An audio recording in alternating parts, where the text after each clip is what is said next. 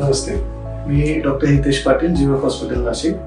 आज आपल्याकडे भूषण परदेशी म्हणून पेशंट आलेले आहेत. त्यांचं आपण 29 डिसेंबरला व्हॅरिकोज वेनची सर्जरी केली होती. व्हॅरिकोज वेन म्हणजे पायाच्या नसा ज्या आहेत ते बऱ्यापैकी फुगलेल्या असतात आणि व्हिजिबल होतात एकदम. अशा वेळेस पेशंटला रात्री क्रॅम्प येणं किंवा पायाला खाज येणं, पायाच्या स्किनचा कलर थोडा ब्लॅक होणं किंवा पायाला जखमा होणं असे कधी कधी त्रास होऊ शकतो, जी व्हॅरिकोज वेनची कॉम्प्लिकेशन्स असतात.